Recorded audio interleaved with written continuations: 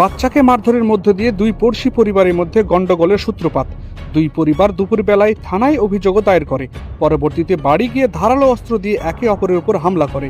এই ঘটনায় আহত হয় দুই পড়শি পরিবারের মহিলা ও পুরুষ সহ মোট 8 জন। চাঞ্চল্যকর ঘটনা ঘটেছে আজ সন্ধ্যায় মুর্শিদাবাদ জেলার রানীনগর থানার অন্তর্গত কাতলামারি গ্রামের খামারপাড়া এলাকায়। পুরো ঘটনার তদন্ত শুরু করেছে রানীনগর থানার পুলিশ।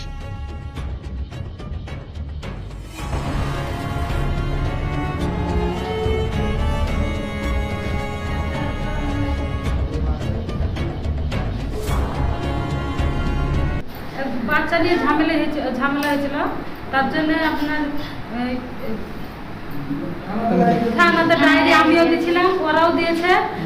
তার দিয়ে বাড়ি সবাই মিলে ফিরে গেছে। আমার ভাই ছিল না, ব্যবসাকে দিয়েছিল। আমার বাবা ছিল না, বাবা জুতো বিক্রি করতে গিয়েছিল। এসে সবাই মিলে আলোচনা করছি, বলছি এরকম এরকম ব্যাপার, বাবাকে বলছি।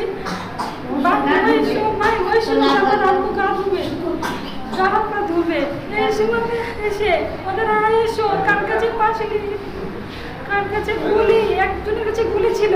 আমাদের প্রাক্তন মেম্বার মাসুয়ারা বিবি দেখেছে। তারপরে আমার একটা দাদা হয় সম্পর্কে, ও দেখেছে। মূলত ঝামেলাটা কি নিয়ে হয়েছিল? দুই বাচ্চাকে, আমার ভাইয়ের ছেলে মেয়ে আর ওদের মেয়ে। কালকেও আমার ভাইয়ের মেয়েকে মেরেছে আর আজকেও মেরেছে। আজকে মানে ঢালাই রাস্তাতে ফেলে দিয়েছে। তার জন্য খুব খারাপ হচ্ছিল। তাই আমার ভাই বলছে তোমার মেয়েটা মারছে, তুমি বলো না। তখন আমার ভাইকে অনেক গালাগালাজ করে। তখন ও আমার ভাইও গাল দিয়েছে, ও দিয়েছে, মীমাংসা হয়ে গেছে।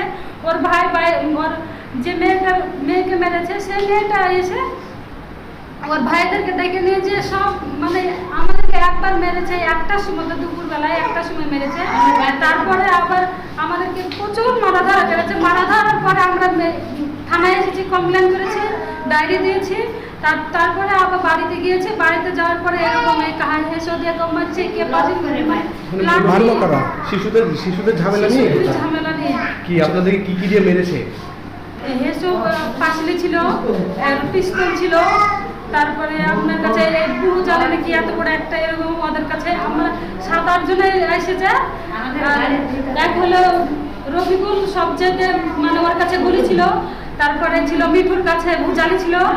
তারপরে কে মানে আমি কনফিউজ হয়েছি কার কাছে কি করবো। আমার বাবা আমাকে মারছে, তাই সহ্য না করতে পারে। কতজন খাম হয়েছে? আমাদের 5 জন। আর একটা আমার প্রেগন্যান্সি ভাবি আছে, এক হাতে মেরেছে। অনেকটা খাম হয়ে গেছে। আপনার নাম? আমার নাম টুম্পা।